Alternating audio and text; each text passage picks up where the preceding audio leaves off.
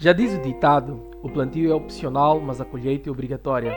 A boa notícia é que podemos ficar em paz se plantamos o que é certo, mas e quando plantamos errado, principalmente se formos alertados antes?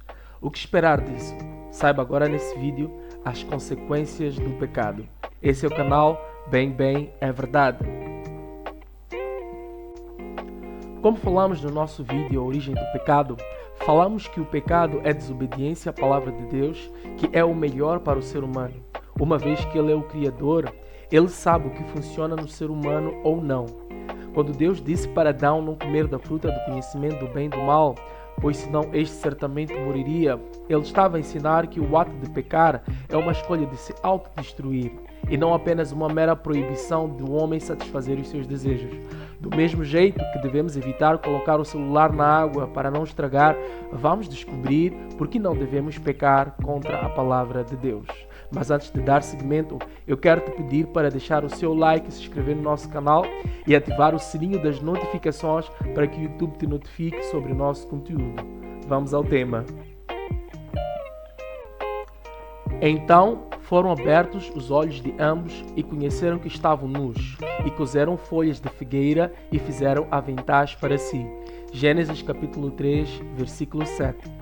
Após comer da fruta do conhecimento do bem e do mal, a primeira coisa que o homem sentiu foi vergonha. Mas a Bíblia já diz em Gênesis 2, verso 25, que eles estavam nus e não se envergonhavam. A diferença entre os dois momentos é de nu e despido, ou seja, algo mais sujo e inadequado. Um detalhe é que no primeiro momento eles estavam nus dentro da presença de Deus, mas ao comer da fruta eles declararam independência de Deus, e o problema é que eles não foram criados para estar nus fora da presença do seu Criador. Agora, eles não sabem como lidar um com o outro, como estar diante da nudez do outro. Deus disse que certamente haveria morte, por isso mal eles desobedeceram, houve morte no seu relacionamento, na sua intimidade, e isso mesmo antes de Deus lhes procurar. O pecado traz vergonha até os dias de hoje, e ele afasta as pessoas de Deus da igreja, porque a consciência pesa e as pessoas que vivem no pecado não gostam de ser lembradas da sua forma de viver, e sempre existe um senso de julgamento ao estar no meio de reverência à palavra de Deus. Diante do desconforto da nudez, eles coseram folhas de figueira e fizeram aventais para se cobrir. Ou seja, eles escolheram encobrir o erro ao invés de acertar as coisas. O que eles deviam ter feito é buscar pedir desculpas por terem violado as leis de Deus. É sempre mais fácil lidar com pessoas que mostram arrependimento das suas ações. O medo. E ouviram a voz do Senhor Deus que passeava no jardim pela viração do dia, e escondeu-se Adão e sua mulher da presença do Senhor Deus entre as árvores do jardim. E chamou o Senhor Deus a Adão e disse-lhe: Onde estás?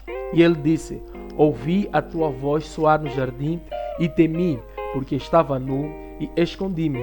E Deus disse: Quem te mostrou que estavas nu? Comeste tu da árvore de que te ordenei que não comesses? Gênesis capítulo 3, versículos 8 a 11. A segunda consequência foi o medo. O que antes era motivo de alegria, agora é assustador. A presença de Deus. Como te sentes diante de alguém que possas ter feito algo errado? Com vergonha? Com certo receio de um confronto? Foi assim que o homem se sentiu quando o Senhor Deus passeava no jardim. E isso antes de falar com eles. A pergunta que Deus faz ao homem é interessante. Onde estás, Adão? Isso alude ao fato de que o homem, por consequência do seu pecado, esqueceu da sua posição diante de Deus, de que o natural para o homem é na presença do seu Criador e que ele nunca deveria ter medo de Deus. É o mesmo que um peixe ter medo de viver na água. Hoje em dia, mesmo dentro da igreja, as pessoas tendem a não saber quem são em Deus. Esse é o efeito do pecado original que afetou a natureza humana até hoje. As pessoas deveriam querer estar diante de Deus, não deveriam nem sequer pensar em estar longe dele. Afinal, ele é o idealizador da nossa existência. O homem respondeu a Deus que ouviu a sua voz no jardim e teve medo, e por isso se escondeu. Claramente, o homem não tinha capacidade de lidar com as consequências do seu pecado. Ele pensou em como se sentia atraído pela fruta, mas não analisou o que poderia acontecer depois. Agora, ele não sabe como lidar com o confronto que Deus coloca diante dele, pois quem está no comando é o medo. Conhecendo o bem e o mal. Então disse Adão: a mulher que me deste por companheira, ela me deu da árvore e comi. E disse o Senhor Deus à mulher: por que fizeste isso? E disse a mulher: a serpente me enganou e eu comi. Gênesis capítulo 3, versículos 12 e 13. Entendam o que acontece. Antes, Adão via a mulher como ajudadora, carne da sua carne, ossos dos seus ossos. Isto é, o homem pensava da mulher a mesma coisa que Deus pensava. Mas depois de comer a fruta, ele agora vê nesta alguém quem culpar de um problema que ele tinha o poder de contornar. O homem agora não pensa como Deus pensa. O pior é que ele não mostra nenhum sinal de arrependimento. Isto é, o homem passou a conhecer o bem e o mal nos próprios termos. O mal não foi ele comer a fruta. O mal foi a mulher que Deus lhe deu por companheira. Igualmente, a mulher, quando confrontada, não assumiu a culpa. Afinal, o problema não foi ela, mas a serpente.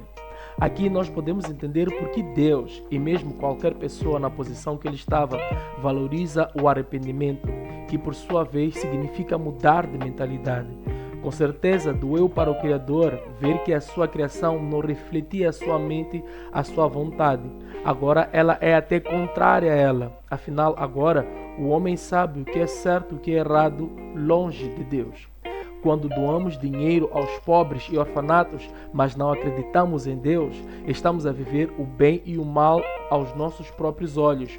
Quando ajudamos uma senhora de idade a atravessar a estrada e depois nos lançamos na vida da noite em bebedeiras e promiscuidade, sabemos o que é bom e mal do nosso jeito. Afinal, não estamos a fazer mal a ninguém, exceto a nós mesmos. E mesmo quando começamos a nos comparar com os nossos pastores, até nos achando melhor que eles, estamos a colocar o que achamos ser o bem ou o mal a nosso ver, pois quem vê como Deus não passa por cima do que ele instituiu. A consequência da serpente.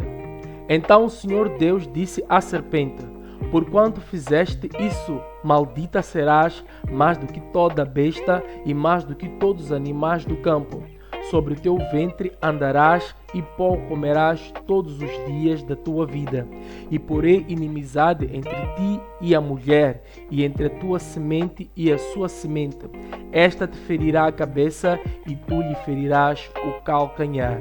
Gênesis capítulo 3, versículos 14 e 15. Além dos efeitos físicos causados na serpente, essa consequência também é apontada para Satanás como o tentador e inimigo do homem. Algo que é importante pontuar é que quando o homem pecou, ele deu espaço para a entrada da influência do inimigo na terra. Desde então, este tem influenciado a cultura das sociedades e nas suas políticas. Hoje, as pessoas não gostam de política e políticos, mas a verdade é que Deus nos criou como seres políticos, isto é, ligados ao ato de governar e administrar. Fomos feitos para viver em sociedade, com um governo, em um Estado, com políticas para o bem-estar do homem. Nenhuma nação vive sem política. A intenção de Deus era do homem poder viver em harmonia na sociedade, mas com o pecado, Satanás viu nisso uma oportunidade para estragar tudo o que era plano de Deus para o homem.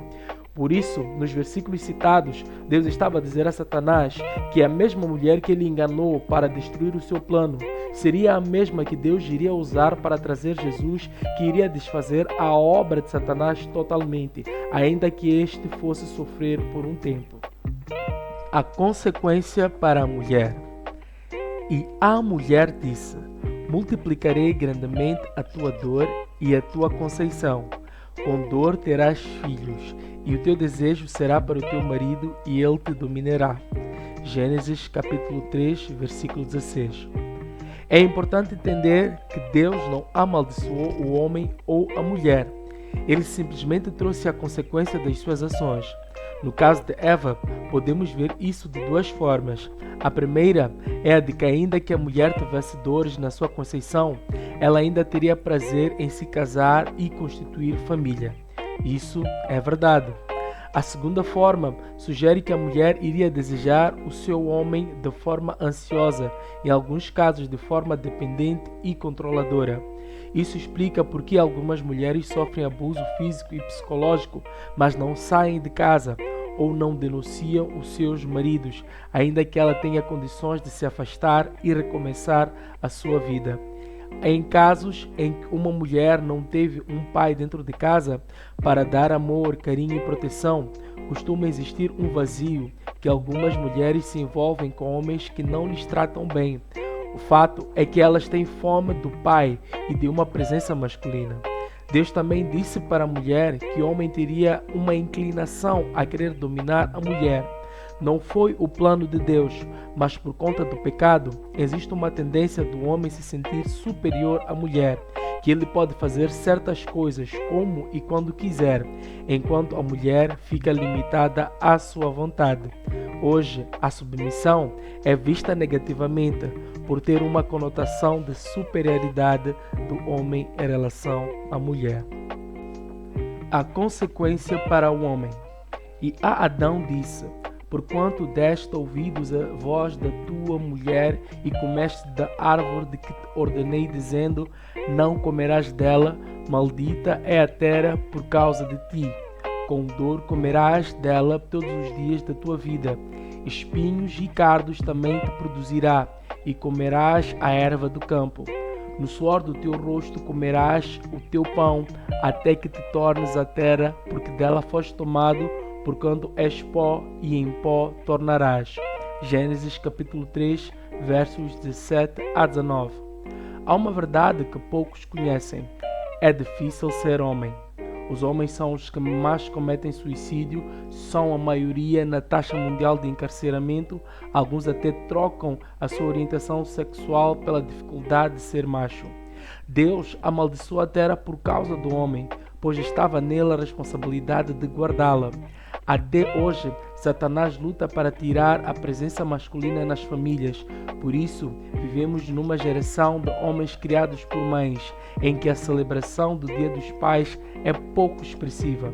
O erro do homem foi deixar de dar ouvidos a Deus e obedecê-lo.